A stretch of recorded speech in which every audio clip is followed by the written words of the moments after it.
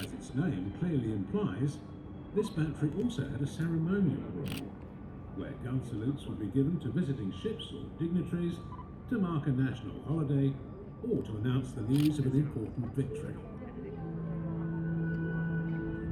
This place remained in constant military use until 1956, when its saluting guns were silenced forever.